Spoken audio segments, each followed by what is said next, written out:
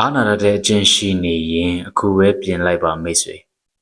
အာနာရတဲ့စိတ်ကကျွန်တော်တို့ကိုဒုက္ခရောက်စေတတ်တယ်ကိုမလုတ်ချင်တဲ့အလုပ်ကိုမလုတ်နိုင်တဲ့အလုပ်တွေကိုအဲ့ဒီအာနာရတဲ့အကျင့်ရှိနေလို့မလုတ်ပြီးခြင်းလဲလုတ်ပေးနေရတယ်အာနာရတဲ့လူတွေကကိုပဲလို့ခံစားနေရတယ်ဆိုတော့တဲ့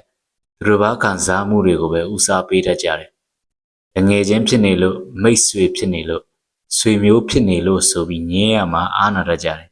။အဲ့ဒီအတွက်ကြောင့်မနိုင်တဲ့ဝန်ကိုထမ်းကြရတယ်။ကိုကမအားတဲ့ကြားကနေကိုရဲ့အချိန်ကိုခွဲဝေပြီးကူညီပေးလိုက်ရတယ်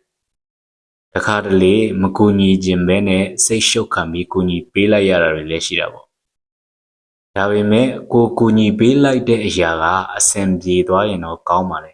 ။အကယ်၍အဆင်မပြေများဖြစ်သွားရင်တော့အပြစ်တင်ခံရဖို့များတယ်။သူ့ကိုယုံကြည်လို့အားကိုးမိပါတယ်။သူ့ကိုယုံကြည်လို့ကူညီခိုင်းမိပါတယ်ဆိုတဲ့စကားအသံတွေထွက်လာတတ်ကြတယ်။အချို့ကျေးဇူးမသိတတ်တဲ့လူတွေဆိုရင်အဆင်ပြေသွားတာတောင်မှဒါငါကုသိုလ်ခံကြောင့်ပါဆိုတဲ့စကားတွေထွက်လာတတ်ကြသေးတယ်။အဲ့ဒီတော့သူ့ဘောထားတဲ့ကိုယ့်ရဲ့စေတနာဟာအလကားဖြစ်မသွားဘူးလား။ကိုယ့်ရဲ့အချိန်တွေလည်းကုန်သွားတယ်။ energy တွေလည်းအလဟဿဖြစ်သွားတယ်။အဆိုးဆုံးကတော့ကိုယ့်ရဲ့စေတနာတွေမြောင်းနေရောက်သွားတာပေါ့။ဒါကြောင့်အကြံပေးချင်တာက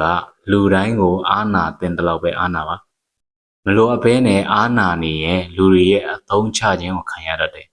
။အာနာရင်ခါပါတယ်ဆိုတဲ့စကားလည်းရှိတာပဲ။အချို့ကခါပါယုံနဲ့မကဘူး။အာနာလွန်ပြီးတော့ဘဝပါသွားကြတယ်